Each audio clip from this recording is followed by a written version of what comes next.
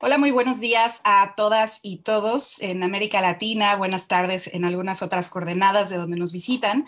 Me da muchísimo gusto saludarles. Mi nombre es Sandra Guzmán, soy coordinadora de la Agenda Internacional del Grupo de Financiamiento Climático para Latinoamérica y el Caribe.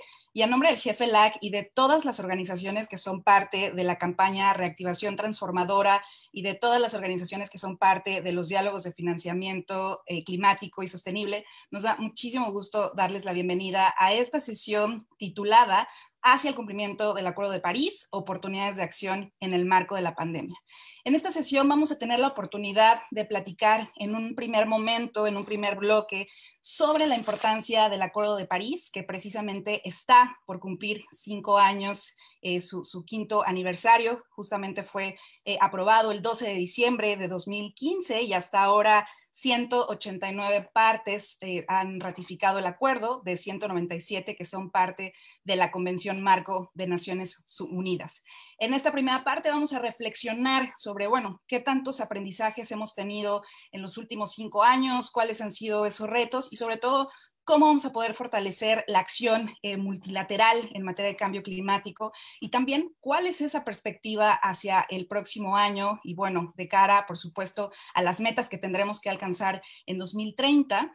Como saben, en este momento quizá tendríamos que estar en una COP, pero lamentablemente a causa de la pandemia se pospuso hacia el 2021 y bueno, ahora tenemos esta oportunidad de acelerar la acción aún en ausencia de una COP este año, pero con el interés de seguir construyendo colectivamente hacia la acción climática. Y en un segundo momento vamos a tener la oportunidad de platicar con todas y todos ustedes de diversas recomendaciones que hemos trabajado a lo largo de los últimos meses, derivadas de la Semana de Financiamiento Climático y Sostenible y también de la Semana de Reactivación Transformadora, en donde muchas organizaciones, cerca de 60 organizaciones que estuvieron detrás de la organización de estos eventos, pues han estado trabajando en, bueno, algunas recomendaciones que nos permitirán seguir avanzando hacia este desarrollo bajo en emisiones y resiliente al clima y al mismo tiempo hacer frente a esta pandemia que por supuesto nos deja saber que tenemos severas complicaciones en términos de los sistemas económicos, sociales y ambientales en los países y sin embargo se posiciona como una gran oportunidad para la acción integral.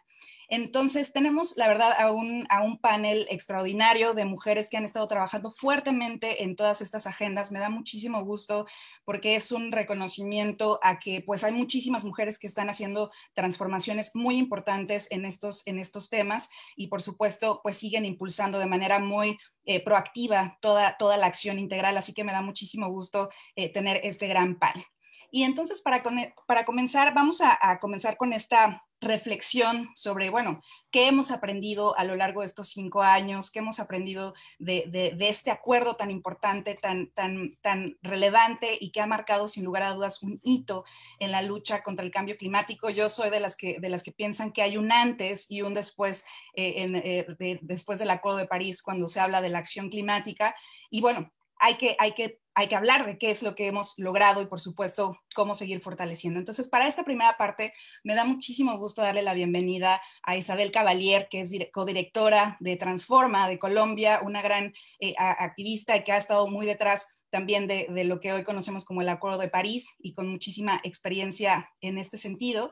Y en esta primera parte también vamos a tener la participación de Mónica Araya, campeona de la COP26 y campeona de cambio climático por muchos años, también para que nos cuente, bueno, qué es lo que va, cuál es esa visión hacia el siguiente año, hacia el 2021 y sobre todo cómo podemos seguir transformando los sectores para lograr pues cumplir con todas esas metas que se han establecido a nivel internacional. Entonces, permítanme darle la palabra a Isabel para comenzar esta conversación, esta reflexión sobre, bueno, qué aprendizajes nos deja el acuerdo y cómo podemos seguir fortaleciendo esta colaboración multilateral en materia de cambio climático. Isabel, un placer tenerte. Muchísimas gracias. Tienes la palabra.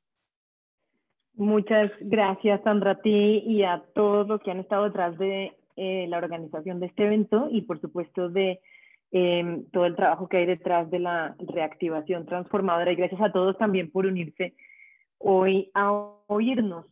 Bueno, 5 años del Acuerdo de París. El balance mío es que el acuerdo efectivamente está logrando lo que se propuso, es decir, que lanzó una señal fuerte, la economía reaccionó y estamos volviendo 5 años después a recoger los frutos de ese avance de la economía real para una nueva ronda de ambición estatal hoy, 5 años después. Y ese fue el mecanismo que el Acuerdo de París diseñó. Si ustedes lo revisan, lo que el Acuerdo de París logró fue establecer un sistema según el cual cada 5 años hay que volver a la mesa con ambición renovada para cada quinquenio ir cerrando la brecha de ambición, es decir, la brecha de cuántas emisiones tenemos que reducir para lograr mantenernos dentro de los límites menos inseguros del aumento de temperatura no más de 1.5 grados centígrados y aumentar nuestra capacidad de resiliencia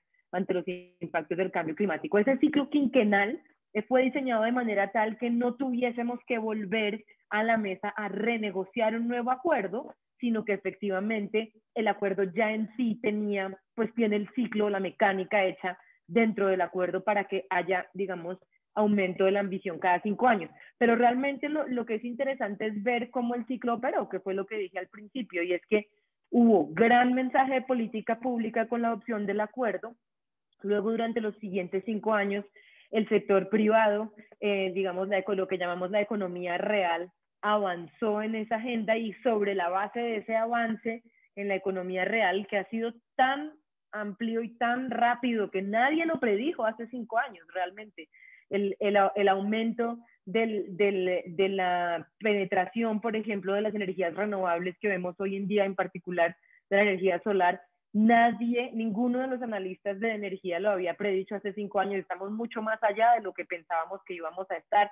El avance en materia de electrificación del transporte, que seguro es una agenda que nos la va a presentar Mónica con mucho detalle, también nadie la hubiese predicho hace 5 años. Las señales que hemos visto del sector financiero, nadie las hubiese previsto, de tener una gran cantidad de inversionistas institucionales comprometidos con descarbonizar por completo sus portafolios. Y lo que vimos, el anuncio de hoy es realmente impresionante. Uno de los fondos de pensiones más grandes de Estados Unidos, el Fondo de Pensiones del Estado de Nueva York, comprometido con descarbonizarse de manera total al año 2040, es una señal inequívoca. Todas esas señales que hemos visto de la economía real han dado suficiente pie para que en esta nueva ronda, 5 años después, los países vengan con más ambición, que haya suficiente bagaje en la economía para que haya mayor ambición ahora, 5 años después. ¿Qué podemos decir de, digamos, yo en ese sentido creo que el acuerdo está mostrando que es un modelo exitoso? Sin embargo, también hay que reconocer que la ambición que logramos hace 5 años poner sobre la mesa en términos de contribuciones de los países no era suficiente. Y por eso este mecanismo de aumento quinquenal es tan importante y todavía hoy falta mayor ambición. Algunos países, y voy a enfocarme ahora en nuestra región América Latina, algunos países ya están poniendo sobre la mesa contribuciones más ambiciosas. Tengo que hacer el deber de resaltar la contribución que ha anunciado el presidente colombiano, un 51% de reducción al 2030, es realmente una meta bastante ambiciosa. Otros países de la región también ya pusieron sobre la mesa metas renovadas y ambiciosas. Chile es de resaltar, pero la verdad es que la mayoría de los países de nuestra región todavía están por proponer contribuciones renovadas y algunos tienen realmente unas trayectorias que son muy preocupantes. Y otros tienen unos anuncios que no están demostrando el nivel de ambición necesaria, y en particular es el caso de Brasil, la mayor economía de nuestra región, que acaba de hacer un anuncio que deja mucho que desear y sobre todo que condiciona o supedita su avance a contribuciones internacionales inciertas, y pues nos pone en una situación bastante complicada. Y todos los países, realmente con muy pocas excepciones, yo creo que hay países que son la excepción como Uruguay o Costa Rica, pero en realidad todos, incluyendo a Colombia, que está haciendo un avance, digamos, en términos de compromiso significativo, están con unas tendencias contradictorias a nivel nacional que es muy importante reconocer y que es muy importante superar.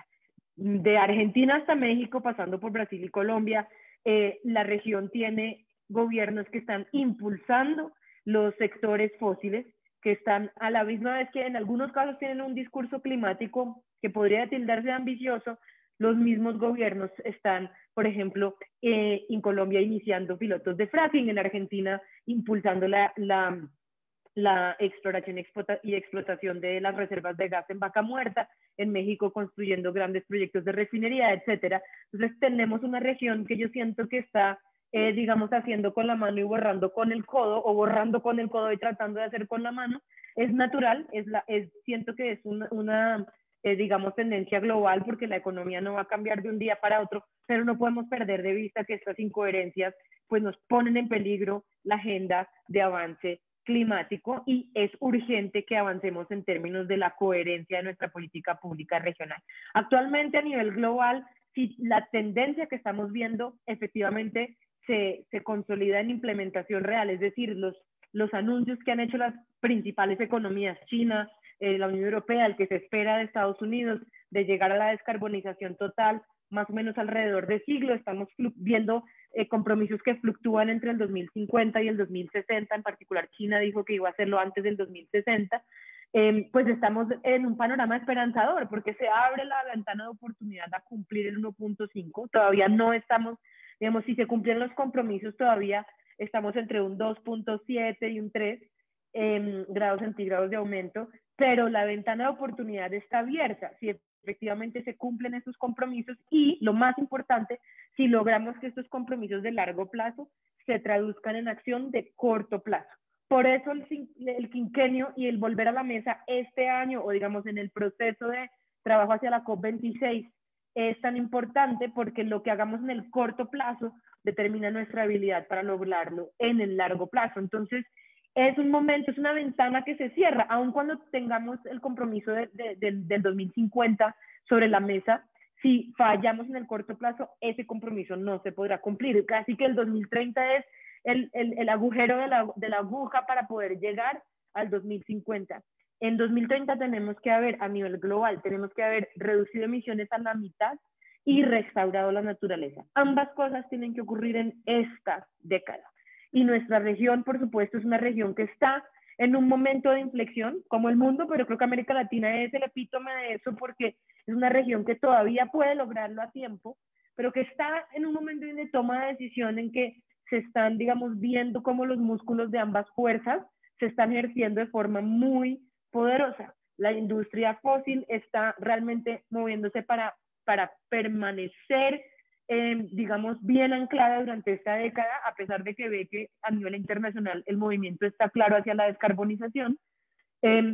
Y por otro lado tenemos gobiernos que posiblemente todavía están a tiempo para tomar acción. Entonces, es una región que yo siento que está realmente, está en su Y del camino, y puede demostrar que sí es posible lograr el futuro que deseamos.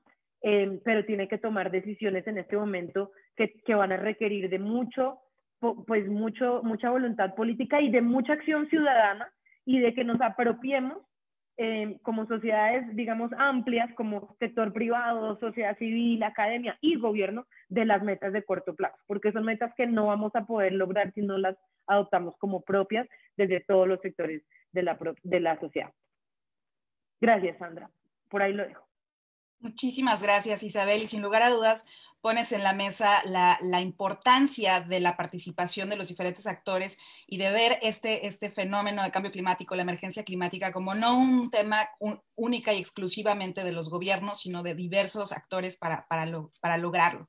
Y ahora me gustaría muchísimo darle la bienvenida a Mónica Araya, que también ha tenido una gran trayectoria en el proceso internacional de las negociaciones de cambio climático, también el proceso propiamente del acuerdo.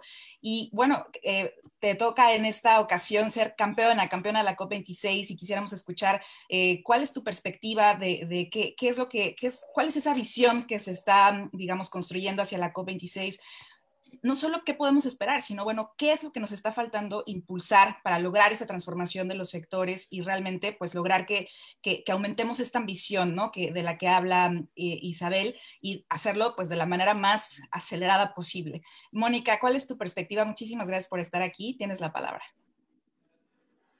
Hola, Sandra, qué gusto verte, y qué bueno que hayas invitado a Isabel. Es siempre bueno ver a Isa, que ya creo que ahorita cumplimos casi 10 años, ¿no, Isa, de conocernos? 10, Moni. Sí, qué increíble. Yo creo que por eso uno cuando habla de estos temas, a pesar de la crisis tan terrible que hay, uno sonríe todavía, ¿no? Porque muchas veces son los lazos humanos, ¿no? Lo que uno más recuerda del involucramiento con estos procesos tan complejos. Bueno, varias cosas. Lo primero es que tenemos de frente una COP muy existencial para muchos sectores, ¿no? Primero porque fue pospuesta, entonces esto crea más tiempo para planearla y por lo tanto más expectativa de que tiene que ser un éxito. Entonces la gente que está metida en una COP tiene ese peso detrás. Por otra parte, es una COP especial porque es liderada por un país que salió de la Unión Europea, entonces desde un punto de vista de la diplomacia pura y dura, va a también ser un momento en el cual este país trata de decirle al mundo todavía estamos conectados con el planeta, aunque somos una isla aparte. Entonces también para quienes están en ese gobierno es un momento diplomático estratégico para ellos, independientemente de que sea clima el tema. Entonces eso pone, digamos, otra capa ahí interesante.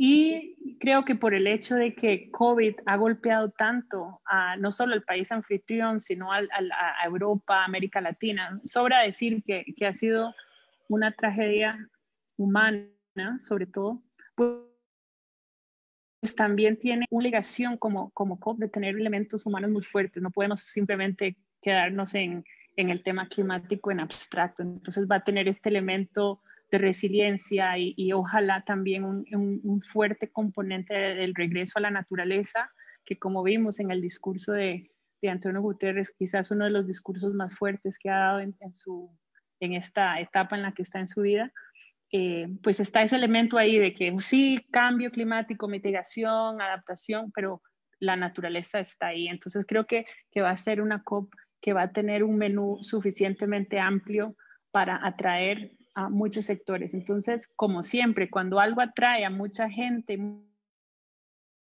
muchos sectores, gestionar muy bien las expectativas para no pensar que es una COP donde vamos a resolver todos los problemas de la sociedad. Entonces, en términos de los pilares que podemos usar para pensar esto, sobre todo para las personas que están, digamos, tratando de entender cómo involucrarse, pues obviamente está el menú tradicional, el menú de los gobiernos que viene dado por un proceso de Naciones Unidas y que no tiene que ver en realidad con la presidencia, puede ser Reino Unido o puede ser Argentina, ¿no? Ese menú está dado por el proceso mismo y ahí hay elementos de mercados de carbono y hay otros elementos de ambición que tienen que ver estrictamente con lo gubernamental y que tienen que ver en el caso particular de esta COP con ese proceso de 5 años que Isabel le explicaba muy bien, en el sentido de que tenemos que cumplir lo que dijimos en el año 2015. No había suficiente ambición, lo sabíamos, y teníamos que regresar en 5 años con más ambición. Entonces ahí va a estar ese elemento de quiénes cumplieron su palabra y quiénes no. Y en eso hay que ser binarios porque es con números en la mano. ¿Cumpliste o no cumpliste? ¿Verdad? Entonces ahí va a haber un fuerte componente gubernamental y de mucha rendición de cuentas, por ejemplo, de Colombia con su propia sociedad, de Chile con su propia sociedad, Costa Rica consigo misma, decir, bueno, a ver dónde estamos, y también un elemento del país hacia afuera. Sin embargo, desde un punto de vista de la arquitectura de la COP, también hay unos pilares interesantes fuera de ese camino estrictamente gubernamental, que son campañas sectoriales que a mi juicio son muy valiosas porque para el público esas son casi que las que cuentan más, ¿no? Porque, por ejemplo, tienen que ver con energía, con transporte, con naturaleza, con financiamiento, con resiliencia. Entonces, desde un punto de vista, por ejemplo, de una conversación mía de la COP con mi tía un sábado, pues me hace más fácil explicarle las 5 campañas sectoriales de la COP. Por ejemplo, mira tía, vamos a ver cómo impulsamos la agenda de transporte limpio para que haya mejores buses, mejores camiones, mejores automóviles en la calle, limpios, cero emisiones, más que contarle la historia del artículo 6 o de las NDCs, ¿no? Que cuesta mucho enganchar a la gente con los lenguajes más técnicos. Entonces, mi rol es bastante, ¿cómo le diría? Yo quisiera decir que el grupo de los Climate Champions, por decirlo en inglés, campeones climáticos, hombres y mujeres, en realidad es un gran experimento y hay que verlo así, porque lo que oficialmente existen son los campeones climáticos de alto nivel, que en este caso vienen dados por el proceso mismo y cada año se escogen Gonzalo Muñoz por parte de Chile, la COP pasada, y Nigel Topping del Reino Unido, no del gobierno. Entonces, este experimento de poner a 60 personas en algo que se llama Climate Champions es nuevo y habrá que revisarlo en un tiempo a ver si funciona. Y básicamente nuestro trabajo es, en el caso mío, liderar la parte realmente de transporte. Y lo que quisiera enfatizar es que es una forma de pensar el transporte con el lenguaje del Acuerdo de París. ¿Qué quiero decir con esto? Que estamos hablando de una ecuación de descarbonización. ¿Cómo podemos hacer que este sistema de transporte vaya de estar cargado de combustibles fósiles, ineficiente, contaminante para el planeta y malo para la salud, a un sistema de transporte cero emisiones de carbono, digno, un sistema que sea beneficioso para la salud? Entonces, ahí es donde la historia se nos puede salir de las manos porque acabamos en una conversación de muchos temas de la movilidad y no aterrizamos en la descarbonización. Entonces, va a haber una campaña que ya empezó desde ahora hasta la COP para poner juntos a los 15 países que más tienen que ver con la manufactura de estos vehículos, ya sean vehículos livianos, ya sean vehículos más pesados. Y en ese sentido van a haber procesos paralelos a la COP o complementarios relacionados con estos sectores, cinco sectores que mencioné: energía, transporte, naturaleza, financiamiento y resiliencia. Yo les podría contar mucho más de esa campaña en particular para la COP. Sin embargo, quisiera aterrizar mi comentario en elementos de América Latina, porque he venido observando comportamientos y algún tipo de hábitos en la región que yo creo que vamos a tener que superar si realmente nos vamos a tomar en serio el Acuerdo de París. Lo digo, ¿por qué? Porque estuve muy involucrada con la gestación del plan de descarbonización de Costa Rica, que obviamente fue un trabajo de equipo. Sin embargo, hay lecciones en la mini galaxia de Costa Rica que yo creo que son válidas para nuestra región, justo ahora que estamos viendo la terrible, ¿cómo decir?, lo que ha pasado después de COVID, ¿no? Es una de las regiones más afectadas del mundo y más o menos 50 millones de personas han perdido el trabajo y se estima que el nivel económico no se va a recuperar sino hasta el año 2023. Entonces, tenemos que tener una conversación muy sobria también, o sea, apasionada, pero yo creo que las pasiones a veces pueden ser, hay que tratarlas con cuidado. Entonces, aunque a veces oímos esta narrativa de haz con pasión tu trabajo, ponle pasión a lo que haces, yo más bien abogo por algo mucho más sereno y más sobrio y más tranquilo, porque vienen años complicados para la región desde el punto de vista económico. Entonces, ¿qué es algo que observé mucho en Costa Rica y que creo que está pasando también en otros países? Y es que Sandra, Isabel y otras queridas colegas, yo me pregunto si en la región realmente estamos gestando los debates económicos que necesitamos para contestar preguntas climáticas. Y lo digo por esta razón, porque hay una gran crítica en la región del modelo económico que ha venido hasta la fecha. Entonces, todo se mira con ese lente. El problema es el sistema económico tal, pero entonces, yo entro a debates climáticos de descarbonización y no escucho propuestas de descarbonización aterrizadas en nuestra economía, sino que escucho muchas discusiones que son de proceso, ¿no? Tenemos que crear procesos participativos, hablo con mucha gente que habla mucho de principios, ¿no? Entonces, a lo que voy es a esto. Hay 5 cosas que nosotros vamos a tener que integrar, perdón, en nuestros debates económicos. Una es, si nosotros no metemos el 1.5 como un concepto que tiene una implicación en nuestras discusiones económicas,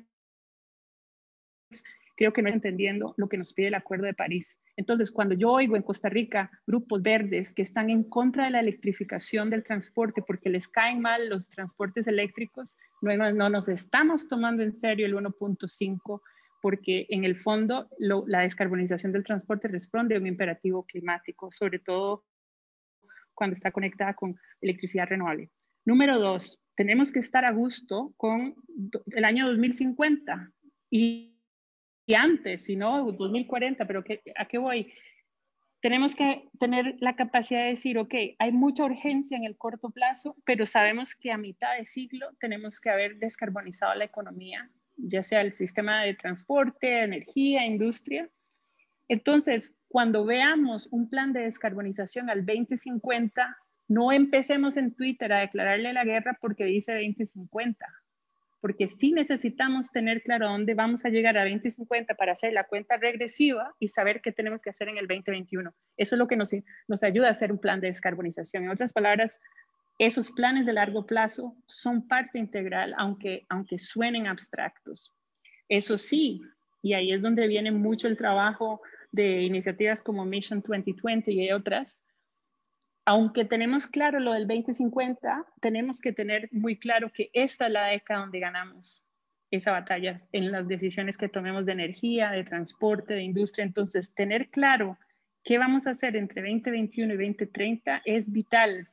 ¿Qué vamos a hacer con las decisiones de buses, de camiones, de taxis, de agricultura? Entonces, es como tener esas dos velocidades que no es fácil, pero hay que tenerlas, a dónde vamos a acabar y qué tenemos que hacer en esta década. 4, tenemos también, y en eso, por eso hay una campaña llamada Race to Zero, tenemos que integrar metas de cero emisiones netas en cada sector. Entonces, por ejemplo, si alguien trabaja en el sector industrial o de alimentos o en el sector de la construcción, esa es una palabra clave que nos da una idea si nos estamos alineando al Acuerdo de París. Y quinto, donde casi siempre hay debates muy apasionados justamente entre gente verde, por ponernos una etiqueta cariñosa, no lo digo en el mal sentido, es que es verdad que hay una deuda con el tema de la resiliencia y con el tema de la naturaleza. Entonces nosotros en América Latina, con esta belleza de naturaleza que tenemos, nuestros maravillosos ecosistemas, aunque por ejemplo trabajemos en temas de energía y transporte, tenemos que tener la capacidad de traer mucho más a la gente que trabaja en biodiversidad, en agua, en océanos, porque es verdad que hay un reclamo ahí muy valioso y muy sabio. Entonces creo que son elementos que llegó la hora de insertar en la parte económica, si no vamos a perder esto. Y en Costa Rica, cierro con esto, hay un reclamo al actual presidente de que su plan de descarbonización no es bueno para la economía y que es una pérdida de tiempo, eso se oye de algún sector,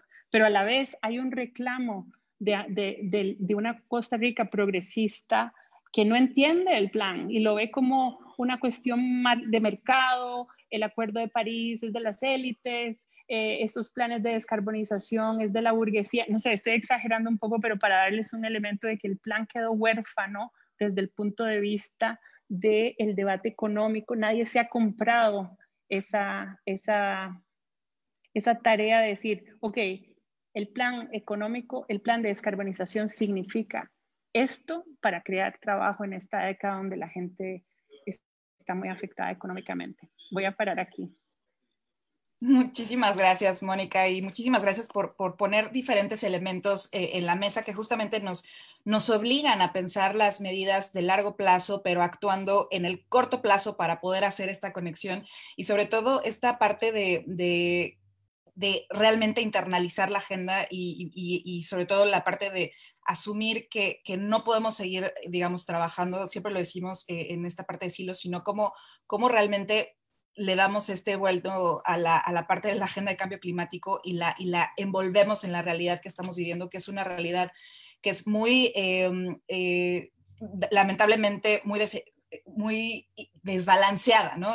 Yo creo que la pandemia descubrió tantísimas cosas que nos hacen reflexionar realmente desde lo más profundo de las estructuras, cómo vamos a poder hacer frente al problema de cambio climático, a la pandemia, a la crisis económica, a las desigualdades y a todo de manera integral, ¿no? Y creo que ese es el reto más grande, ya no podemos seguir hablando desde, digamos, diferentes sectores, sino tenemos que empezar a ver esto de una manera mucho más sistémica y cómo una cosa va a afectar a la otra y desde luego cómo todos nos podemos articular, que no siempre es sencillo, pero nos obliga, ¿no? A los ambientalistas y a los que hemos trabajado en temas de cambio climático, nos obliga a salirnos también del estado de confort para tener esos debates profundos, ¿no? Con quienes no necesariamente han estado en estos debates.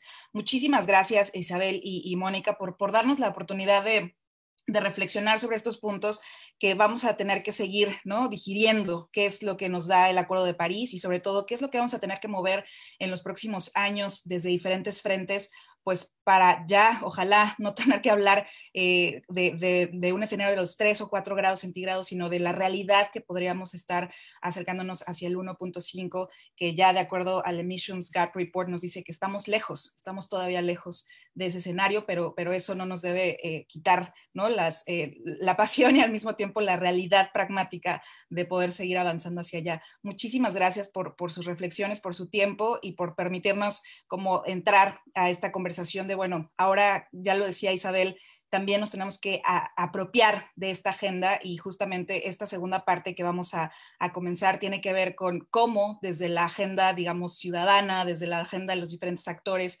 tenemos que seguir impulsando acciones muy concretas, pero también con propuestas y venir a la mesa con eso, con propuestas y acciones que nos permitan ser parte del debate, pero también de la solución y no solo pues apuntalar a quienes no están haciendo las cosas. Muchísimas gracias por su tiempo, Mónica, Isabel, un placer tenerlas y seguramente vamos a seguir conversando más adelante. Les deseo todo lo mejor y pues seguimos trabajando de cara al 2021, 2030, 2050. Estaremos juntas seguramente. Muchísimas gracias.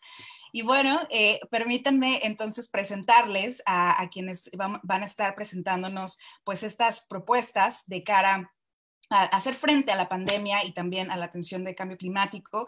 Tenemos 3 voceras de justamente la Semana Latinoamericana por un Futuro Sostenible, Justo e Inclusivo, que fue todo un trabajo de alrededor de 30 organizaciones que han estado discutiendo sobre estos temas. Me gustaría mucho darle la bienvenida a Fernanda Carballo, gerente de política global de clima y energía de WWF. Bienvenida, Fernanda, un placer tenerte. También me permito darle la bienvenida a Carla Mas, es asesora para la región de América Latina de Climate Action Network. También muchísimas gracias por estar aquí. Y también le doy la bienvenida a Carola Mejía, que es coordinadora del Observatorio Latinoamericano de la Acción Climática y coordinadora regional del GFLAC. Muchísimas gracias, Carola. Y también quiero presentarle a las 3 voceras que han estado trabajando también mucho en el marco de la Semana de Financiamiento Climático y Sostenible, en donde también cerca de 30 organizaciones han estado trabajando de manera estratégica, pues para seguir hablando de cómo poner en marcha todas estas acciones. Entonces quiero darle la bienvenida a Andrea Rodríguez. Ella es justamente coordinadora regional del Programa de Acción Climática de la Fundación Avina. Bienvenida, Andrea. Y también nos acompaña Vania Montalvo, coordinadora del Programa de Integridad de Financiamiento Climático de Transparencia Mexicana. Muchas gracias por estar aquí, Vania. Y también nos acompaña Xiomara Acevedo, ella es directora de Barranquilla Más 20 y también una de las voceras de temas de financiamiento. Les agradezco muchísimo porque ellas van a estar compartiéndonos muchas de las recomendaciones, sin dejar de mencionar que todas estas recomendaciones y más van a estar también ahorita les voy a dar detalles de dónde pueden encontrar los documentos de trabajo para que pues puedan acceder a ellos. Y me gustaría entonces comenzar con esta ronda justamente de recomendaciones.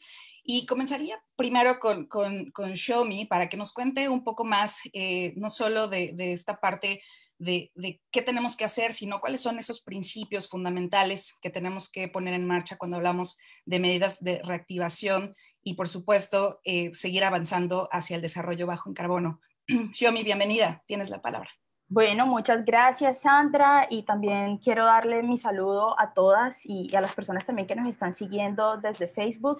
Muy complacida de estar aquí. Creo que es importante arrancar mencionando que todo lo que hagamos en América Latina en materia de reactivación, de recuperación frente a la crisis que ha ocasionado el COVID-19 y todos estos impactos que ya conocemos, pero también en materia de financiamiento climático y sobre todo con esta otra puerta que se abre este próximo año, que es, bueno, empieza por fin el Acuerdo de París, de alguna forma que también soñamos desde hace muchos años y que en 2015 vimos cómo también reconoció los derechos de las futuras generaciones a través del reconocimiento de la equidad intergeneracional, que fue una lucha además que jóvenes en ese momento dimos porque no saliera del texto del acuerdo que ya se estaba aprobando. Entonces, es importante que todo lo que hagamos en el marco de esto y teniendo en cuenta que vivimos una crisis climática y una crisis de la biodiversidad además a nivel planetario y especialmente en América Latina, pues tiene que haber una garantía de los derechos humanos, de los derechos de las futuras generaciones y de la equidad intergeneracional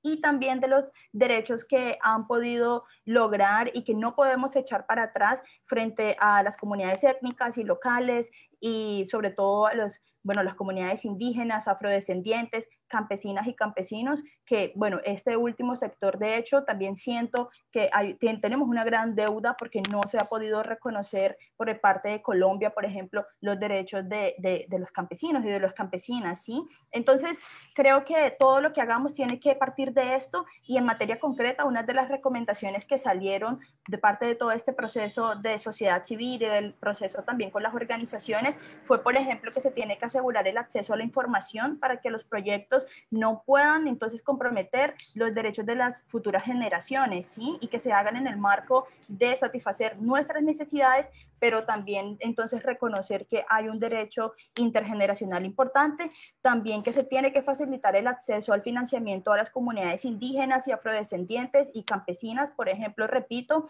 una parte del financiamiento tiene que estar destinado a que estas comunidades y a estos grupos puedan decidir por iniciativa propia qué hacer entonces con estos recursos para seguir contribuyendo a la mitigación, a la adaptación del cambio climático en América Latina. También me parece clave entonces, y digamos comentarles que todas estas propuestas fueron construidas obviamente participativamente, es que hay algo importante que es crear esquemas de financiamiento que estén dirigidos a fortalecer las capacidades tanto de los jóvenes como también de estos grupos que ya he mencionado. Es importante porque no podemos volver a cometer los errores del pasado en los cuales muchos proyectos que están con la gran promesa de la ambición climática o del cambio climático, pues entonces han tenido que hacerse a expensas de los derechos de las comunidades y de los jóvenes. No podemos volver a caer en lo mismo y creo que es parte de lo que, cierto, puede recogerse para movernos hacia adelante. Respeto hacia los derechos humanos, hacia la equidad intergeneracional, hacia los derechos que tienen las comunidades étnicas y locales, y eso tiene que reflejarse en materia de financiamiento y en materia también de que toda esta pandemia nos deja entonces una enseñanza, y es que combatir la acción climática también es justicia, también es equidad y también tiene que ser el marco para no cometer los errores del pasado y poder tener entonces el mundo que queremos. Muchísimas gracias, Xiaomi. Y ahora nos gustaría conocer más de cuáles son esas propuestas que se han estado trabajando, por ejemplo, en materia de desarrollo rural. Ya decía Xiaomi del importante rol que juegan las campesinas, los campesinos y muchos otros desarrollos que es importante fortalecer. Para eso me gustaría darle la palabra a Carla Mas, que nos va a hablar de la importancia de seguir impulsando el desarrollo rural. Adelante, Carla. Hola, muchas gracias Sandra por la oportunidad también de estar aquí con todos y todas. Y antes de quizás hacer mi intervención, solo comentarles que tengo una conexión un poco floja, entonces en el caso de que se me escuche mal o pierda mi conexión, por favor sigan adelante. No quisiera arruinar, digamos, el flujo de la conversación. Y bueno, para un poco si contextualizar mi intervención y dar algunas propuestas para el desarrollo rural y en particular sobre la agricultura, quisiera dar algunos elementos de contexto que creo que son importantes para poder reflexionar en estas propuestas de reactivación, pensando en una reactivación transformadora en América Latina. Lo primero es que efectivamente, y es algo que todos sabemos, que América Latina y el Caribe, las economías, la mayor parte dependen de la exportación y extracción de recursos naturales y en particular de la agricultura. La gran mayoría de los países, la agricultura es un sector clave en la generación de divisas. O sea, hay ahí un elemento a considerar importante en términos del aporte de la agricultura a la economía nacional. Otro elemento importante y muy en línea con la conversación de cambio climático es que el cambio climático afecta a los factores de producción de la agricultura, entendidos como precipitación y temperatura, y ello a su vez modifica las ventajas y las estructuras de costo que en el fondo han permitido que la región se posicione la agricultura como un elemento de desarrollo y crecimiento económico. Entonces, el cambio climático viene a estresar un poco el rol que tiene la agricultura en el desarrollo de la región. Y hay un elemento importante que me parece destacar en términos más social de la agricultura, que es que el 50% de los ingresos de los hogares en condiciones de pobreza en el área rural depende de la agricultura. O sea, hay una dependencia muy fuerte de la agricultura en la zona rural y sobre todo en el combate a la pobreza, y hay una informalidad muy alta de la agricultura. Aproximadamente se dice como el 83% de los trabajadores agrícolas en condiciones de informalidad. Entonces, frente a crisis como la del COVID o la crisis climática, esta población, que es una población amplia, digamos, no tiene las espaldas necesarias para poder hacer frente a estos impactos. Y por último, un elemento que parece asombroso, y que es que el 80% de los alimentos que consumimos vienen efectivamente de pequeños productores. Entonces, las propuestas que nosotros hagamos en materia de reactivación tienen que considerar esta multiplicidad de factores de la agricultura en su vocación social, en su vocación económica y también, obviamente, en su vocación ambiental, entendido la agricultura como un elemento transformador de los territorios, que puede afectar, obviamente, de manera negativa, pero también de manera positiva a la base ambiental. Entonces, ya como entrándole de lleno, digamos, a algunas propuestas de política para la reactivación, tienen que ver, por ejemplo, con la generación de cadenas cortas de distribución con prioridad de la inserción comercial de los pequeños productores, y aquí el tema de las compras selectivas del Estado puede tener un rol clave. O sea, que el Estado en escuelas, en hospitales y en todas las instituciones gubernamentales priorice la compra selectiva de productores locales. Eso contribuye efectivamente a dinamizar las economías y a generar, digamos, recursos para esta comunidad.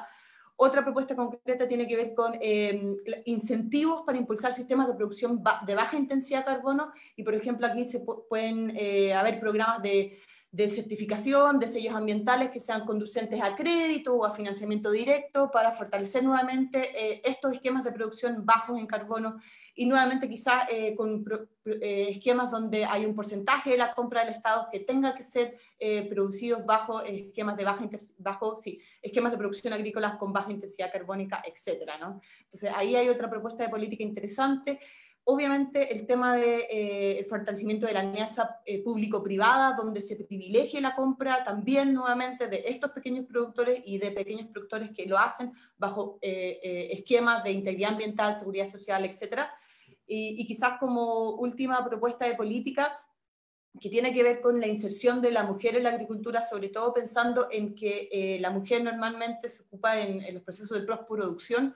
¿Cómo hacer para que el trabajo de la mujer vinculado a la agricultura pueda tener que ver con el fortalecimiento de una nueva área de la agricultura, que es el procesamiento de los productos frescos? Ahí hay todo un nuevo desarrollo en el que se puede trabajar con innovación, con tecnologías apropiadas, con la necesidad de involucrar a otros actores y hacer cadenas de valor local, donde la agricultura puede emprender como caminos de transformación para atender las crisis, para no olvidar el contexto en el que estamos y realmente para pensar en un sistema bajo en carbono, inclusivo, etc.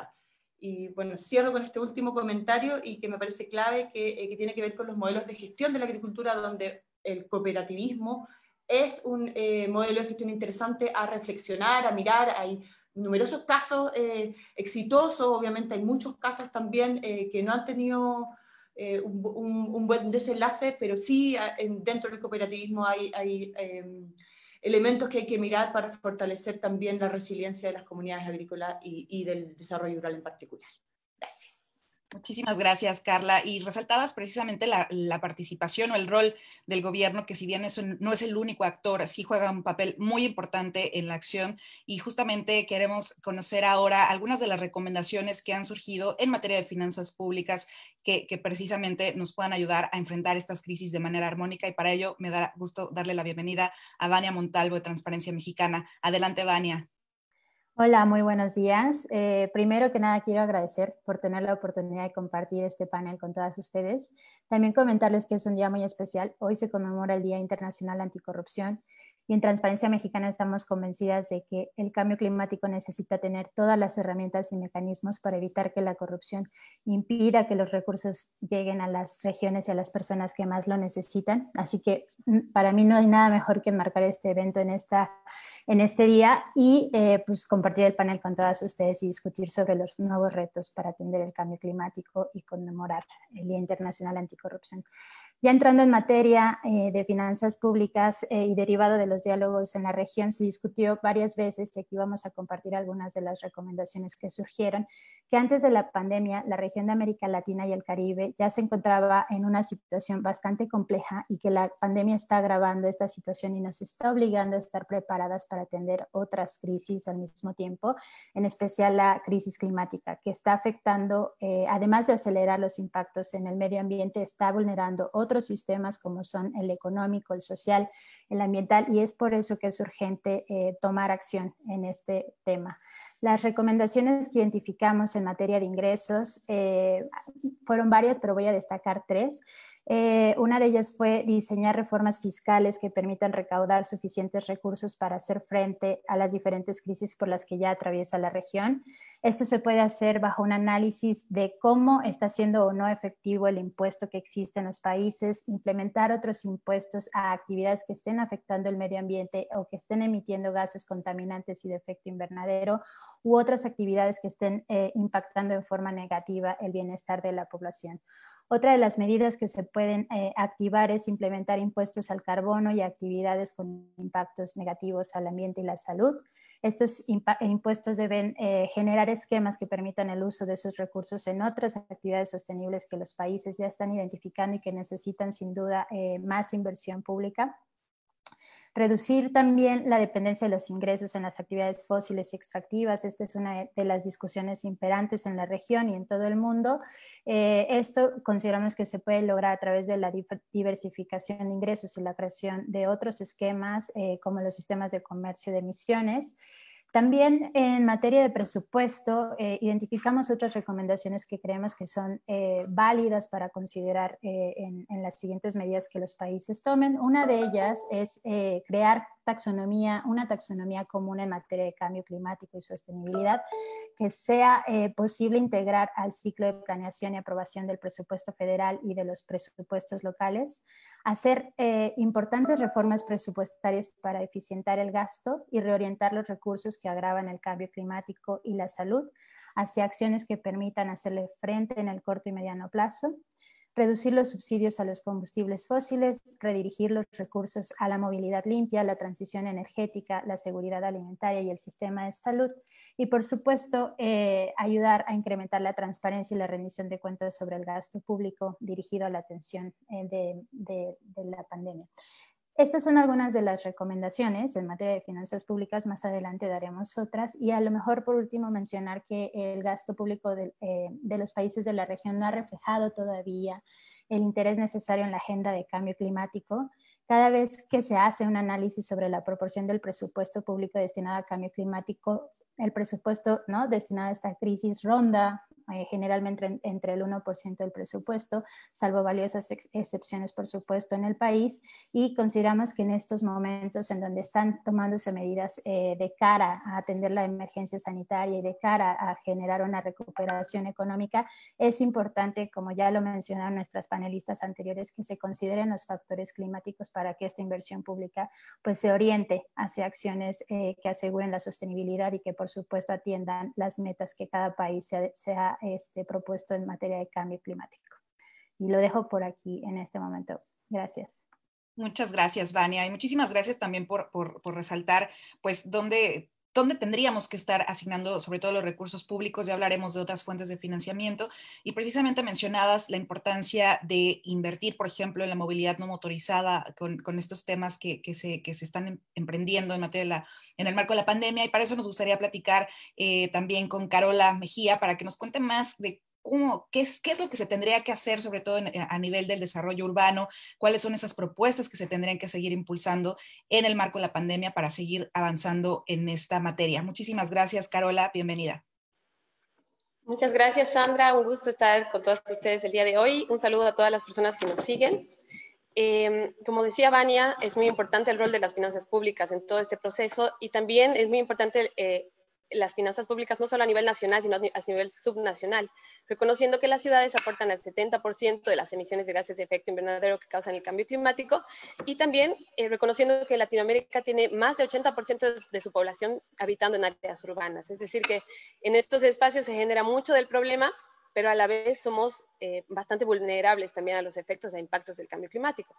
En ese sentido, hemos realizado varias recomendaciones sobre varios sectores. Voy a tratar de abordar en mis dos intervenciones algunos de ellos. Y bueno, como mencionaban, son muchas recomendaciones, sin embargo voy a enfocarme en unas cuantas. Por ejemplo, en este momento se está destinando mucho de presupuesto público y de las inversiones al gasto en salud, ¿no? Que obviamente por el tema de la pandemia es uno de los sectores que ha sido priorizado y que debería ser priorizado siempre, y que tiene mucha relación con el cambio climático, tanto como causante del problema como receptor de los impactos, ¿no? Por ello voy a leer unas cuantas recomendaciones que han surgido para ese sector. Por ejemplo, fortalecer los sistemas de salud garantizando un acceso universal a toda la población con un enfoque en la participación comunitaria y el respeto a las personas que trabajan en este sector y que se ha demostrado que cumplen un rol fundamental. Otra recomendación, construir sistemas de salud más resilientes, tanto al cambio climático como a la emergencia sanitaria o futuras emergencias sanitarias, a través de medidas de adaptación que incluyan, por ejemplo, regulaciones, protocolos más claros, que creo que ha sido un aprendizaje de todo este año también, ¿no? Muy importante también invertir en servicios básicos de agua, en saneamiento, higiene, y garantizar el acceso universal a este recurso vital en cantidad y en calidad, ¿no? Otro sector que está recibiendo dinero en este momento para la generación de empleo principalmente es el sector de infraestructura. Muchos gobiernos están activando estos planes de empleo de emergencia, digamos, en este sector de la construcción, y es importante que se integre el enfoque de sostenibilidad en el tema de la construcción de nueva infraestructura, sea estas nuevos hospitales, nuevas escuelas, viviendas, obras públicas, y este enfoque de sostenibilidad digamos que prioriza el uso de materiales locales, ¿no? Que eso va a dinamizar también la producción a nivel nacional, a nivel local, y va a generar más empleos, y reduce obviamente la huella de carbono que se genera por la importación de estos materiales que generalmente hacemos de otros países. Otro tema es el abastecimiento eléctrico por fuentes limpias, renovables, principalmente a través de la instalación, por ejemplo, de paneles solares, medidas de eficiencia energética que serán sumamente importantes y que voy a desarrollar un poquito más en la siguiente intervención, y también eficiencia en recursos hídricos, ¿no? Para garantizar también resiliencia y también la resistencia de estas infraestructuras, justamente para no incurrir en costos mayores y tampoco en impactos que pueden dañar obviamente a las personas, ¿no? Y por ello es muy importante reconocer, digamos, la importancia de transversalizar esta variable de cambio climático en esas decisiones que se tomen. Voy a dejarlo por el momento en estos sectores, pero voy a desarrollar justamente lo de transporte, energía y residuos en una segunda intervención. Muchas gracias. Muchísimas gracias, Carola. Y además también abordas el importante rol que sí se juega las finanzas públicas centrales y locales, pero justamente hemos hablado mucho de la importancia de movilizar también otras fuentes de financiamiento para alcanzar esta reactivación y lograrlo de manera efectiva. Y para eso me da mucho gusto también darle la bienvenida a Andrea Rodríguez de la Fundación Avina para que nos cuente un poco más de, bueno, qué es lo que podemos emprender, cuáles son esas propuestas que podemos impulsar en materia de cooperación internacional, bilateral y multilateral. Andrea, bienvenida, tienes la palabra. Muchas gracias, Sandra. Muchas gracias, colegas. Buenos días, buenas tardes. Es un placer también para mí compartir este espacio con todas estas personas increíbles y también estar acá compartiendo un poco estas reflexiones, estas recomendaciones que hemos sacado, ¿no? En un evento tan importante para la región. Efectivamente, como se ha mencionado durante el panel, ¿no? La pandemia ha generado realmente un cambio y movimiento económico, político a nivel global y trayendo implicaciones a largo plazo para las instituciones multilaterales y, bueno, también para los gobiernos como para las personas. Y estas mismas se pueden ver afectadas en el presupuesto que tienen para poder destinar en la ayuda que otorgan a diferentes países, tanto de Latinoamérica como del mundo.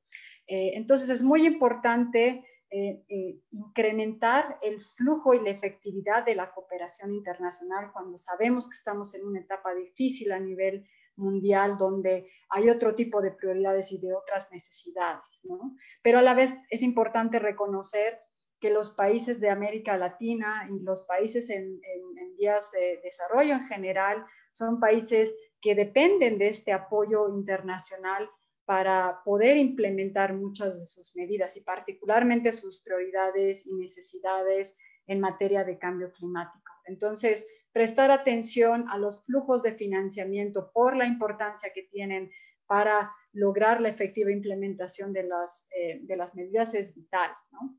Y algunas de las recomendaciones que estamos proponiendo en este tema, por un lado, tienen que ver con mejorar la coordinación entre los cooperantes a nivel nacional para maximizar esfuerzos. Y esto particularmente es importante porque muchas veces pasa que si bien existe intereses positivos y esfuerzos muy relevantes para trabajar en alguna materia o en algún sector, muchas veces también caemos en el problema de la duplicidad de acciones, porque no estamos al tanto de qué es lo que está haciendo un cooperante y qué está haciendo el otro, y cómo realmente ese apoyo podría maximizarse y podría ser complementario, ¿no? Entonces, realmente empezar a pensar en cuáles son estos mecanismos que nos permitan entender y maximizar el flujo de financiamiento que viene de este sector es muy importante.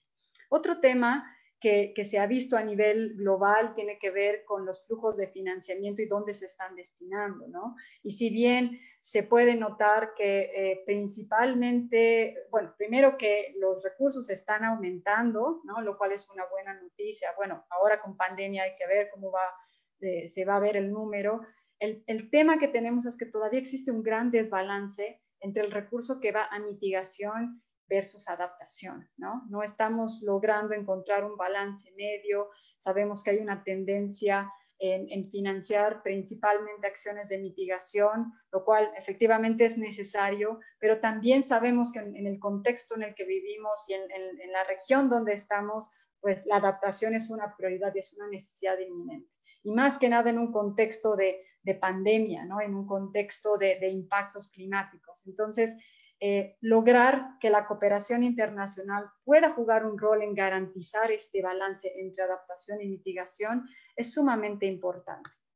Otro tema que Vania justamente trajo a la mesa, ¿no? Al recordarnos de que hoy es un día muy, muy importante en relación con la transparencia, tiene que ver con el llamado también a los actores de la cooperación internacional a que puedan aumentar o incrementar estos niveles de transparencia en relación al apoyo que otorga, ¿no? ¿Esto por qué? Porque básicamente lo que se necesita es saber dónde se está yendo el recurso, para qué tipo de acciones, cuál es su uso, y de esa forma pensar en cuáles van a ser estos mecanismos idóneos que nos van a permitir efectivizar mucho más el apoyo, ¿no? Y bueno, y finalmente una de las recomendaciones que también creo que es importante pensarlo ya desde el actor beneficiario o el actor que recibe este financiamiento proveniente de la cooperación internacional, es decir, gobiernos, organizaciones locales, es que también existe un rol del otro lado en relación con fortalecer y generar las capacidades necesarias para garantizar el uso efectivo de ese recurso y también para que ese recurso pueda ser accesible, porque muchas veces se tienen instituciones financieras que cuentan con recurso disponible, pero lo que falta es la capacidad de acceder a este recurso, ¿no? Y podemos poner un ejemplo, el Fondo Verde para el Clima, que si bien vemos que cada vez más y más países están accediendo al apoyo de esta institución, pues también vemos las dificultades que muchos países tienen para poder lograr el acceso de forma efectiva y de forma rápida para responder a sus necesidades y prioridades. Entonces,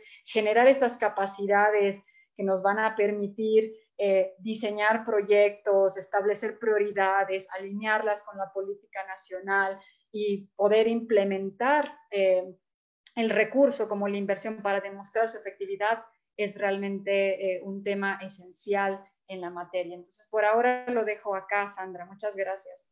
Muchísimas gracias, Andrea. Y ahora también me gustaría hablar de uno de los puntos que se resaltaron al inicio de la sesión, y es la importancia de la protección de la naturaleza y de restaurarla y de realmente hacer inversiones no solo monetarias, sino humanas, en generar ese equilibrio. Y por eso me da muchísimo gusto tener a Fernanda Carballo de WWF para que nos cuente cuáles son esas propuestas para impulsar estas soluciones basadas en la naturaleza. Fernanda, bienvenida y muchas gracias por estar aquí.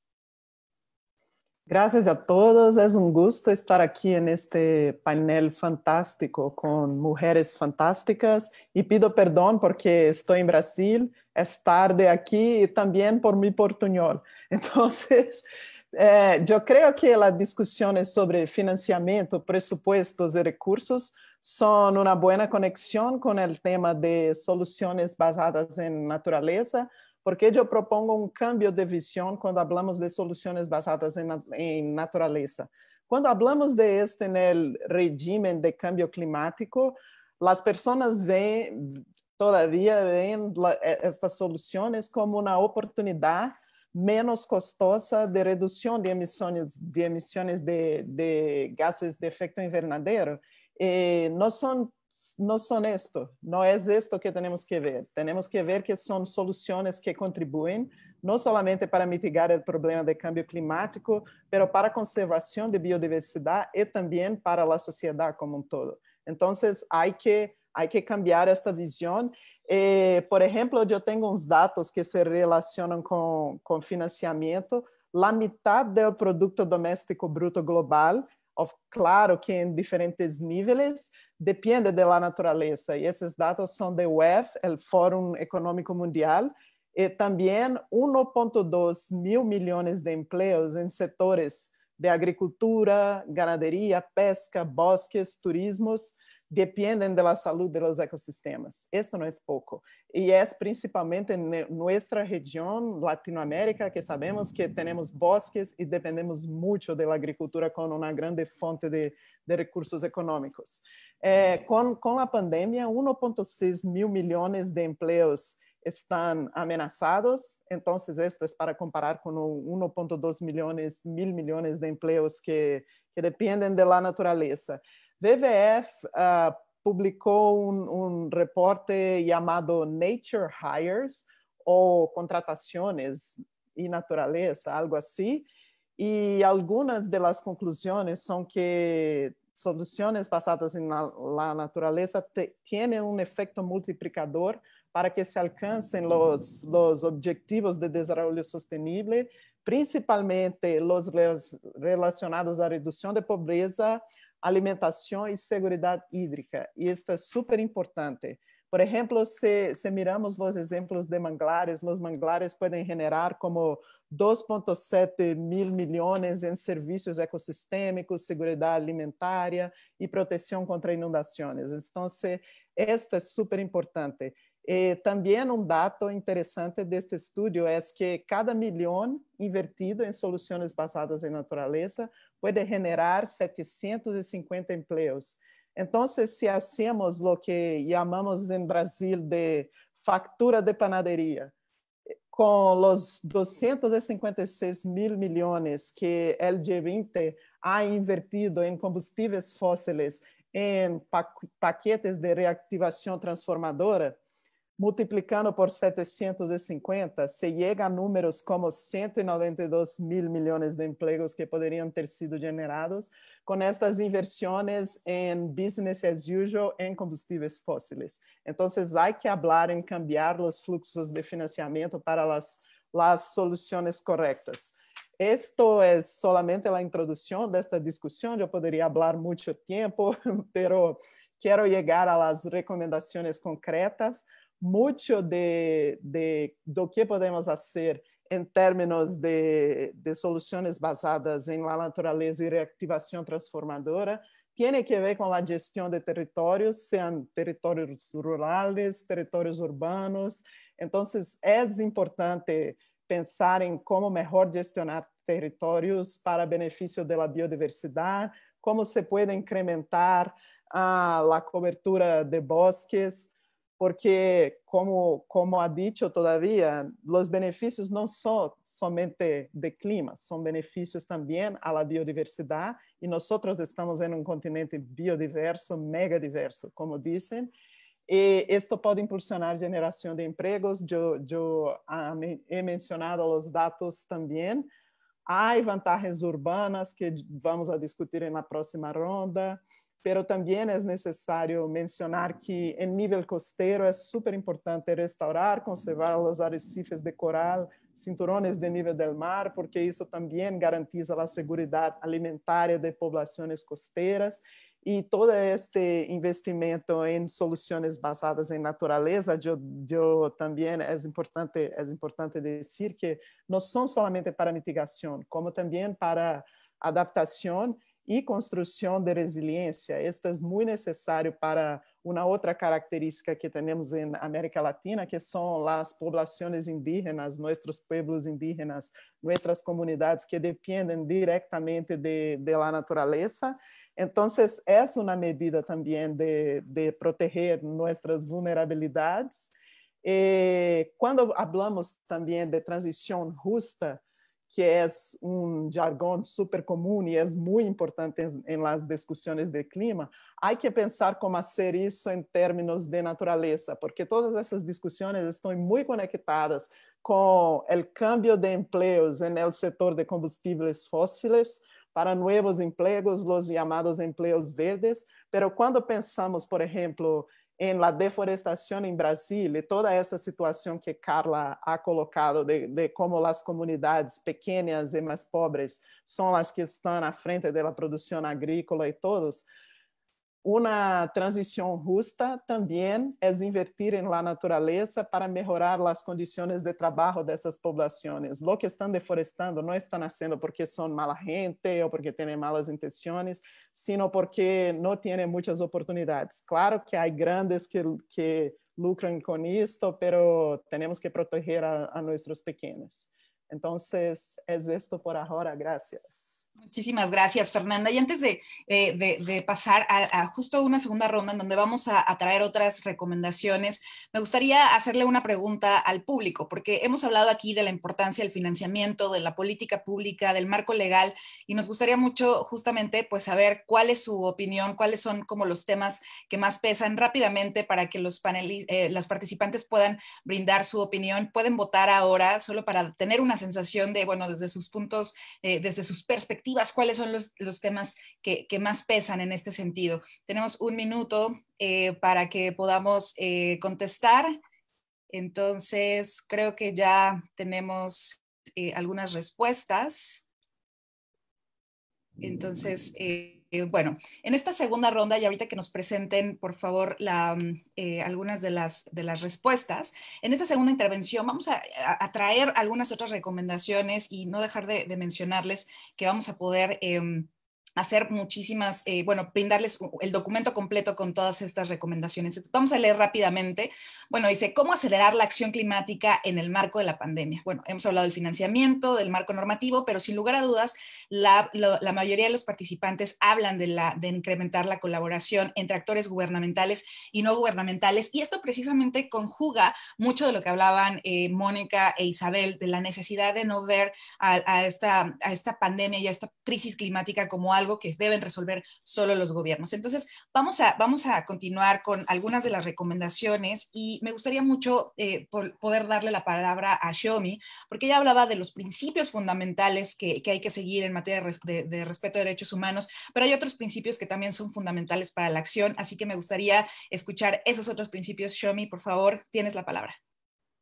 Sí, claro, Sandra. Pues bueno, algo muy importante para América Latina también es la equidad de género. O sea, ya hemos visto, y yo creo que además todo este panel sabe que la equidad de género es un tema en el que todavía, pues, digamos, cada vez vamos más cerca, pero hay pendientes, sobre todo para el campo, ¿cierto? Para el tema rural.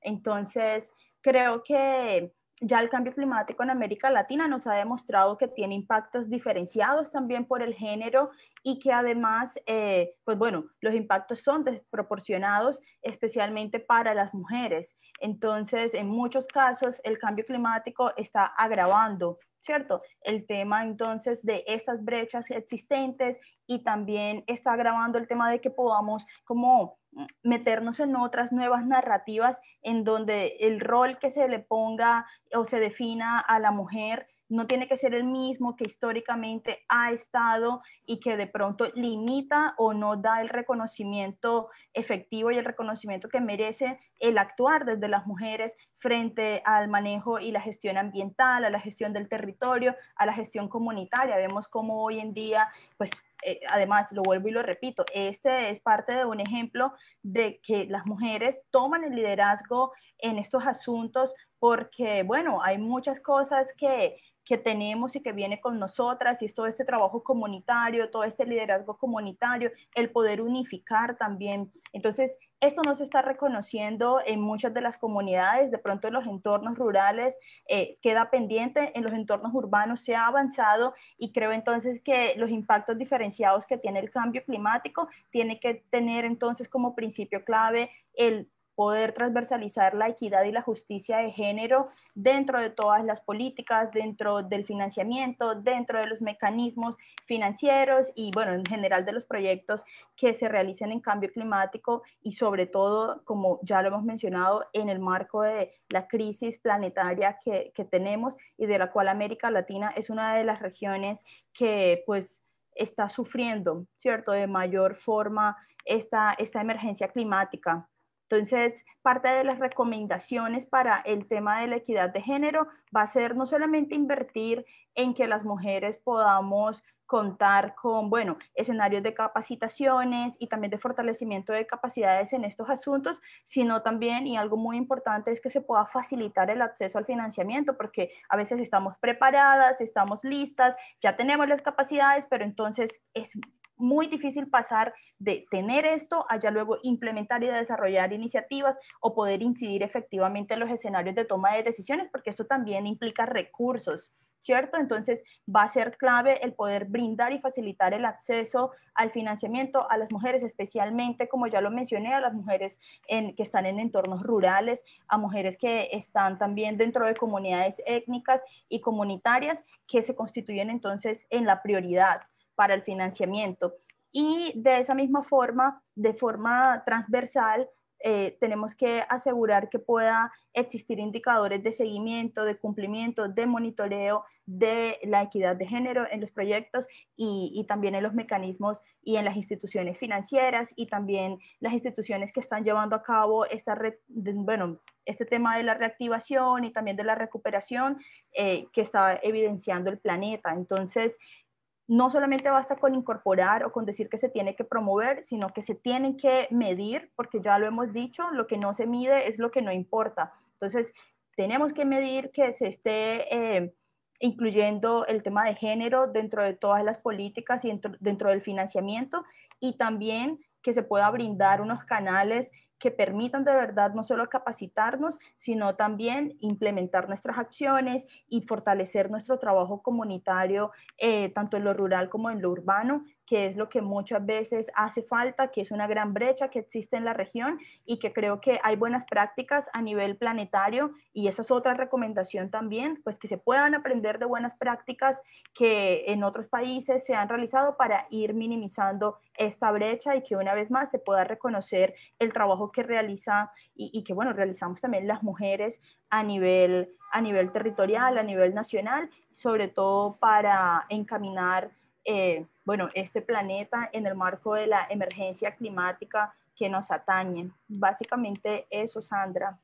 Muchísimas gracias, Xiaomi. Y bueno, queremos continuar con estas medidas que también pues impulsan la equidad de género a nivel sectorial, así que me gustaría continuar con la conversación con Carla Más, para que nos cuentes qué otras medidas podrían ayudarnos en este sentido. Gracias.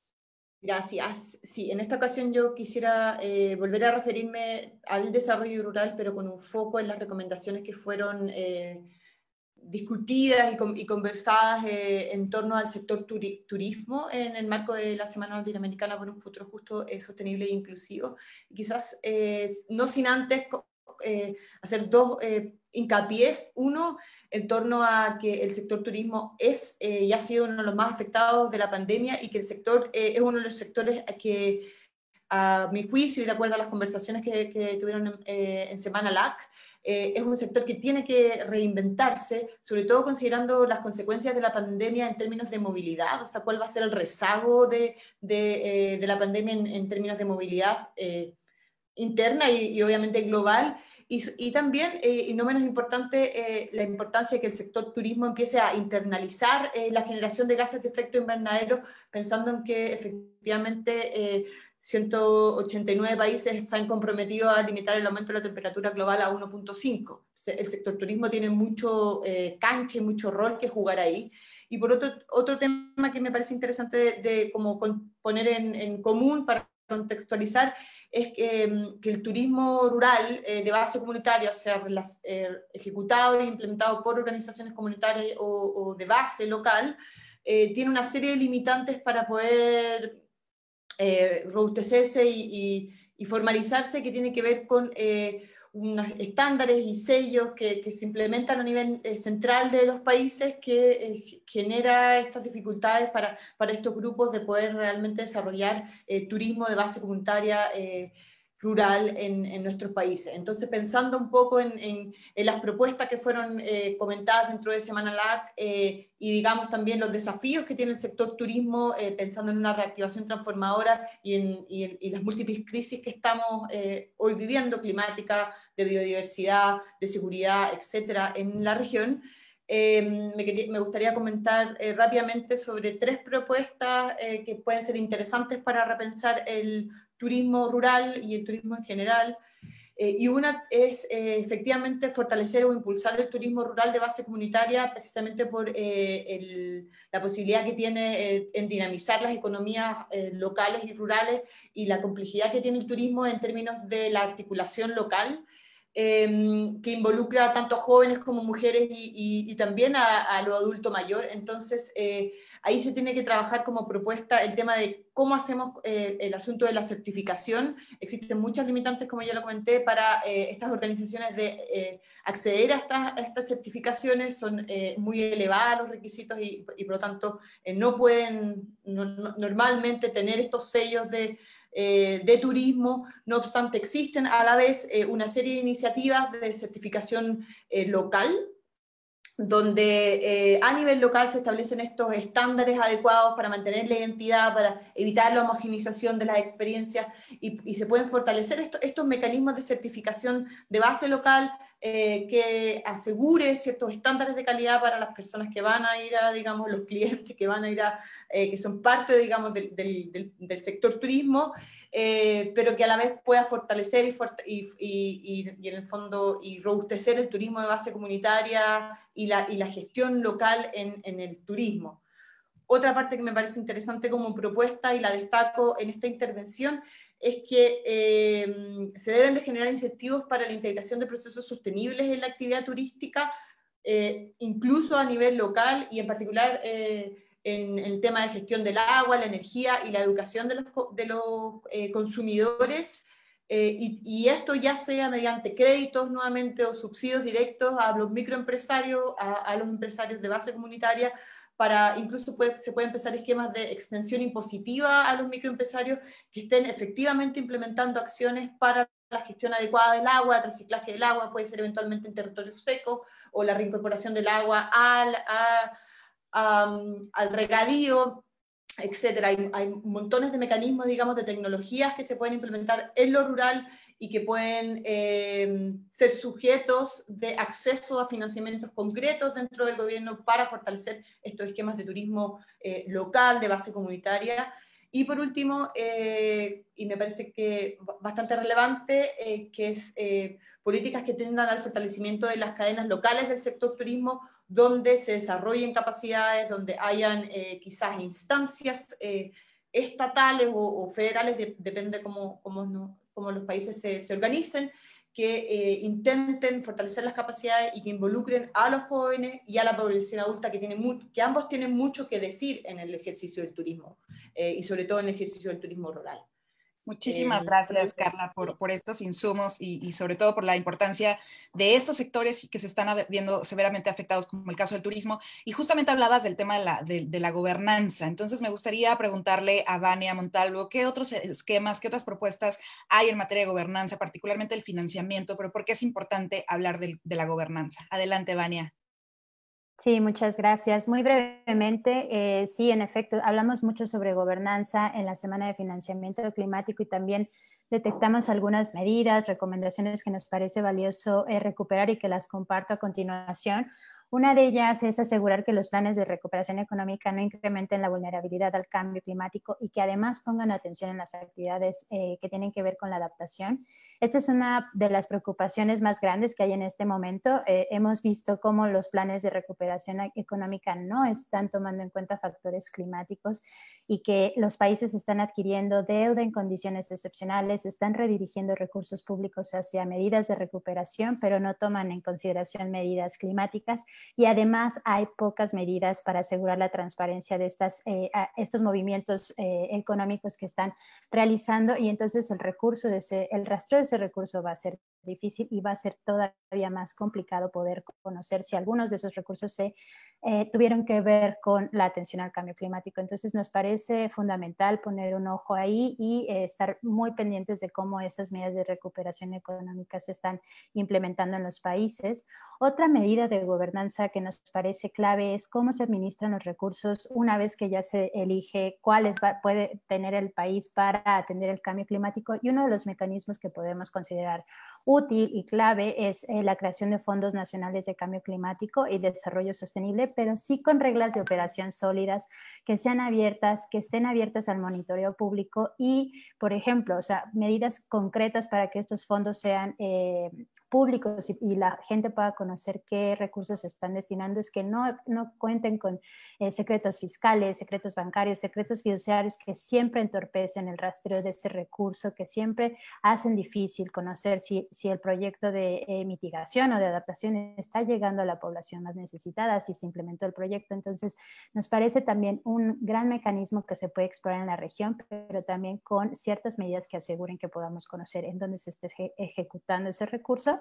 Otra de las medidas fue reestructurar el gasto para impulsar acciones que permitan reactivar la economía desde lo local, establecer mejores ciclovías o aprovechar las que se generaron, promover los pequeños negocios que estén asociados a la producción agrícola y local de los alimentos, entre otras, y también incrementar la transparencia y la rendición de cuentas sobre el gasto público, proveer un lenguaje más ciudadano para que la gente pueda conocer desde dónde se destina ese recurso y hacia dónde se dirige, que la información esté más accesible y que existan espacios en donde la población pueda acceder a esa información, pero también que cuente con esos espacios para poder participar en la toma de decisiones sobre ese sistema financiero con el que se está atendiendo el cambio climático en nuestros países y en la región.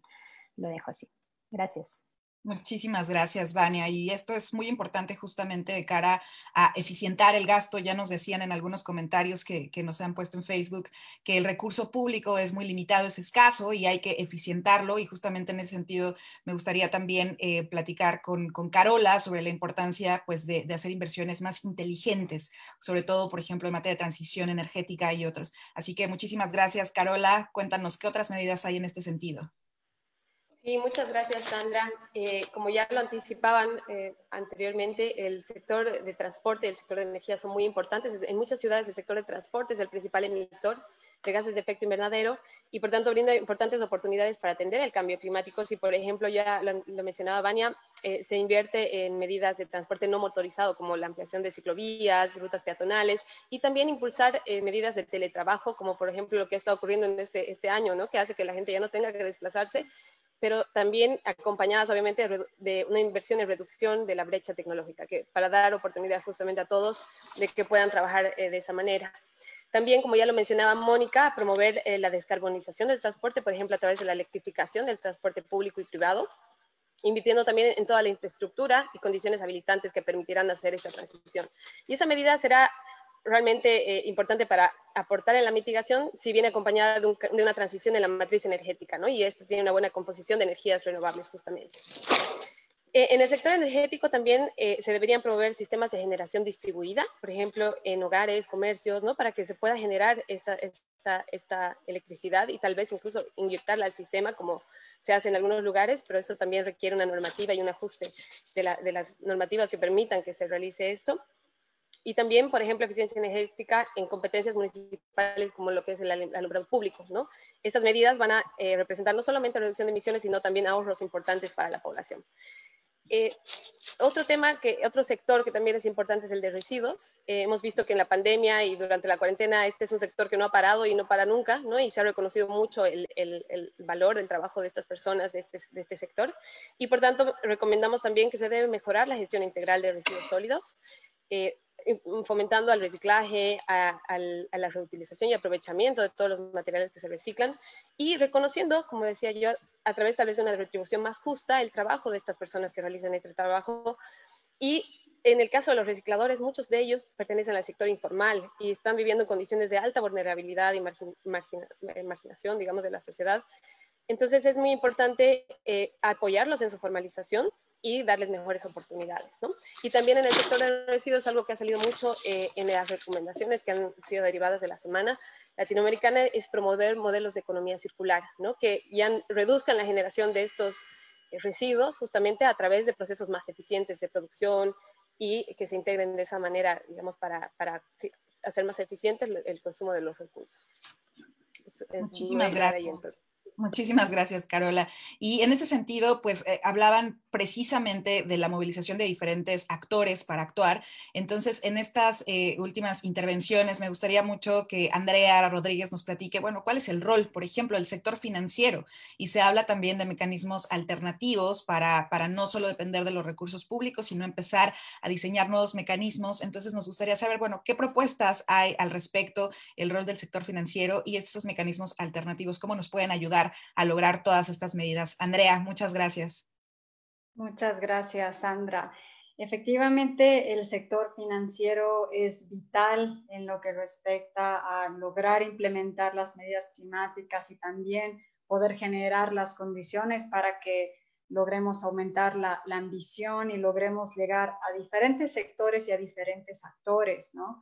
Creo que, como bien se establecía durante este webinar, es que ya no podemos pensar que solamente es el Estado el único que va a poder actuar en materia de cambio climático, sino realmente hay una necesidad de que otros actores se suban a la mesa, ¿no? Y puedan también jugar un rol y ayudar en lo que respecta a la movilización de recursos. El sector financiero en particular cuenta con el recurso, entonces lo importante es empezar a entender cómo podemos maximizar esta oportunidad, alineando a que este recurso se invierta en estas necesidades y prioridades climáticas que los países van delineando, ¿no? Entonces, algunas de las medidas que consideramos que es importante es, por un lado, la importancia de adoptar de forma obligatoria estándares que puedan permitir mejorar la transparencia en las operaciones de inversiones. Esto particularmente cuando hablamos del sector privado o estamos hablando de la banca local, porque si bien estamos viendo que cada vez más hay actores, inclusive de diferentes niveles, ¿no? Bancos locales, que están generando instrumentos de financiamiento climático y están generando nuevas oportunidades, a veces la información es muy difícil de acceder, de saber cuáles son estas oportunidades, cuánta inversión se está haciendo en la materia, dónde existe una oportunidad de aumentar o de acompañar, o de dónde podemos inclusive aprender, ¿no? Para poder replicar modelos similares en otros países. Entonces, tener una mayor claridad y mayor transparencia puede facilitar mucho este acceso a la información y la posibilidad que mediante una experiencia hasta entre pares, ¿no? Que ya lo hemos visto que es sumamente útil, por lo menos en el contexto de Latinoamérica, se pueda aprender de las buenas prácticas y se puedan replicar para que más actores puedan beneficiarse de recursos, ¿no? Y aquí es inclusive cuando hablamos de pequeños agricultores que buscan recursos de las bancas locales para poder financiar sus medidas sin tener que esperar que venga el Estado a asistirlos, ¿no? Entonces es empezar a tomar estas medidas, estas acciones, pensando en los diferentes actores, en los diferentes sectores que son relevantes. Otro tema que es muy importante es que si bien vemos cada vez más jugadores en el tema del cambio climático y vemos que la oportunidad que está generando el cambio climático más allá de la problemática que es en sí mismo, ¿no? Y es la razón por la cual el sector financiero está involucrado en este sector, porque al final hay un retorno, hay una oportunidad de ganancia financiera.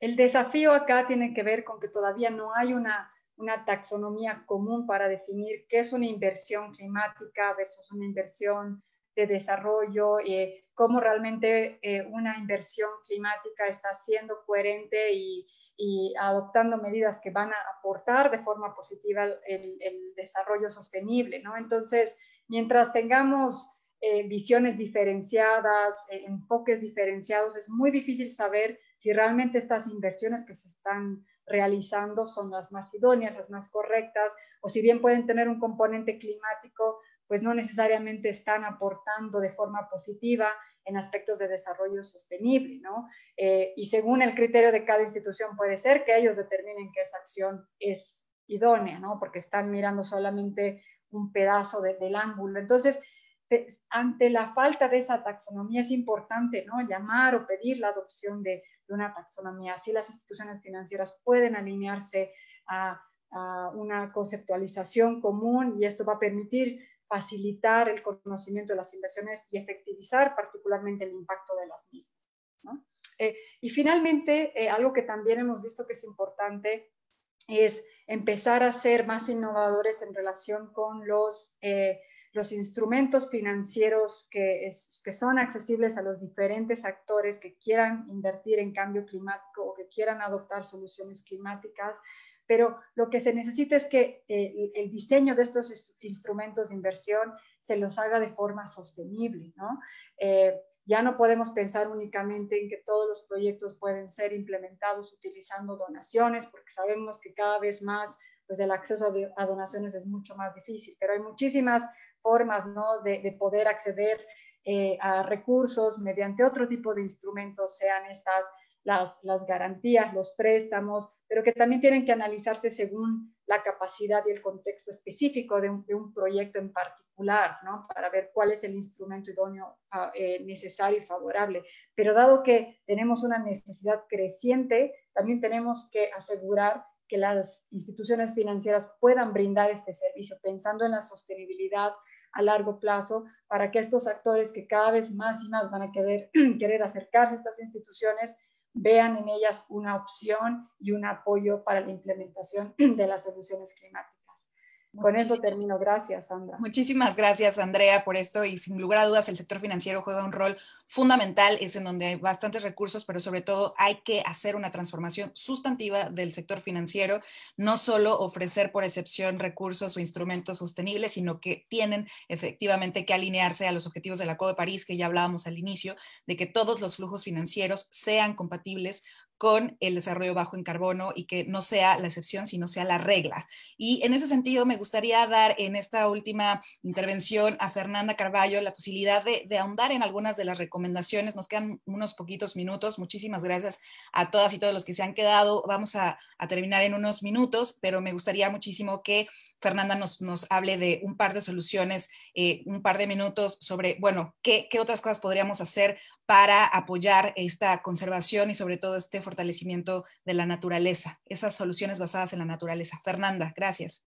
Quisiera hablar en esta ronda un poco del rol de las soluciones basadas en la naturaleza en el contexto urbano, porque es muy fácil para nosotros visualizar los beneficios cuando hablamos, por ejemplo, de recuperación, restauración de cuencas. Esto, claro, nos garante seguridad hídrica. Cuando hablamos de bosques, hay seguridad alimentaria, calidad del aire, claro, reducción de emisiones de gases de efecto invernadero, pero en el contexto urbano también estas soluciones son importantes.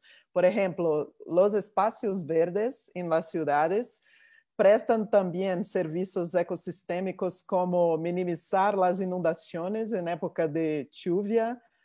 Creo que este es un problema común a todas las grandes ciudades de América Latina que no se planificaron bien Y también hay servicios que son servicios no traducibles en financiamiento, son lo que llamamos de servicios no financieros, como por ejemplo bienestar, salud, recreación, interacción social y sobre todo construcción y fortalecimiento del sentido de comunidad. Entonces, esos espacios verdes nos ayudan en ese sentido. Yo digo eso no de una manera utópica, es utópico, pero es también real, y es una cosa que la pandemia nos ha enseñado que tenemos que fortalecer. Entonces, es importante también pensar en soluciones basadas en naturaleza en el contexto urbano. Huertas urbanas son un concepto muy interesante que se multiplica también y nos ayuda con la alimentación, con la salud. Más generalmente, yo creo que es importante también resaltar que cuando hablamos de internalizar soluciones basadas en la naturaleza, en planes y políticas de reactivación transformadora, esto no es nuevo. Entonces, queremos que se pueda planificar maximizando todas las sinergias entre desarrollo, clima y la naturaleza. También es importante que un abordaje de múltiplos niveles en muchos sectores, porque esto toca a varios sectores. Por fin, yo resalto que no es necesario, no es complicado, podemos usar los arreglos institucionales todavía existentes y también medidas probadas que conocimos. Entonces, no estamos pidiendo mucho. Tenemos mucho a ganar de trabajar con soluciones basadas en naturaleza. Lo dejo aquí. Gracias. Muchísimas gracias a todas por estas intervenciones. Fernanda, Carla, Carola, Vania, Andrea, Xiomi. Sin lugar a dudas, todo esto que les hemos presentado es producto de mucho trabajo, son solo algunas de las recomendaciones y en este momento quiero agradecerles también a quienes nos han presentado sus comentarios justamente sobre estos temas. Solo decirles que los dos documentos que van a surgir, tanto de la Semana Latinoamericana por un futuro sostenible, justo e inclusivo, en donde van a encontrar muchas recomendaciones sectoriales, como es el caso del desarrollo rural, desarrollo urbano, este tema de soluciones basadas en la naturaleza, los van a encontrar en la página de Reactivación Transformadora que ven ahí, y todas las recomendaciones en materia de financiamiento, en donde verán finanzas públicas, cooperación, materia del sector financiero, los encontrarán, ya está el documento activo en la página del GFELAC, que están ahí en la página de la Semana del Financiamiento Sostenible y Climático y Sostenible. Entonces, los documentos los van a encontrar ahí. El de Reactivación Transformadora lo van a poder ver la próxima semana, pero el de financiamiento ya está ahí, ya lo pueden consultar.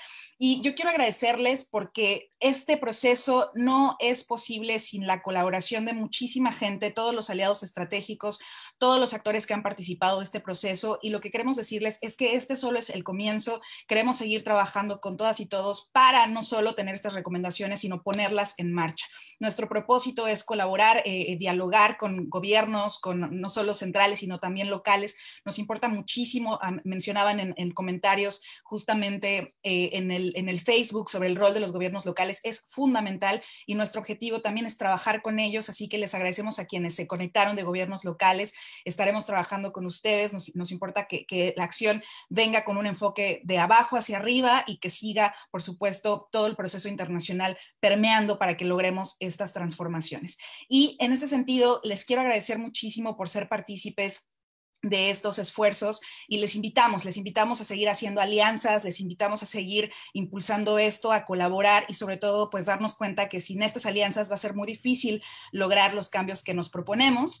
Y en ese sentido solo me resta hacerles una invitación justamente en el marco del trabajo que estamos haciendo con la región. Estamos lanzando una campaña que se llama Finanzas Sostenibles para el Futuro, en donde justamente lo que queremos es ver qué tanto están nuestros países invirtiendo en materia de cambio climático y sobre todo pues motivar que haya cambios estructurales de la estructura de las finanzas públicas para lograr realmente una transformación interna y externa. Así que, pues la pregunta del millón siempre es, bueno, sabemos cuánto invierten nuestros países en América Latina en temas de cambio climático, pues nosotras les vamos a contestar esa pregunta y muchas otras en materia de presupuestos en los países a través del índice de presupuestos sostenibles que vamos a lanzar el 14 de enero y también están todas y todos ustedes cordialmente invitados porque nos gustaría mucho que toda esta información, que toda esta generación de datos que estamos haciendo desde diferentes organizaciones, pues sea parte, ¿no? de la construcción colectiva,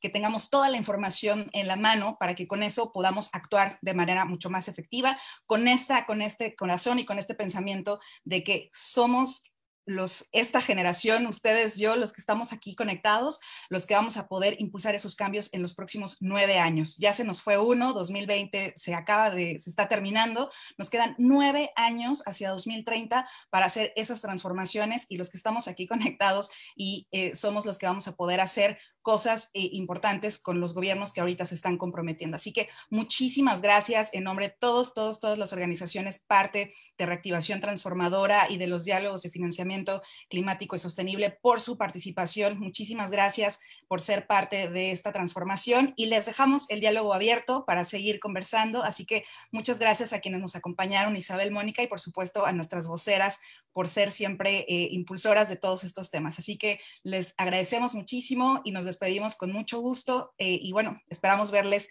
muy pronto para seguir colaborando hacia el 2020 de cara a la COP. Tenemos mucho que hacer en la región para seguir impulsando estos temas. Muchísimas gracias y nos vemos muy pronto. Muchas gracias a todas y todos por quedarse.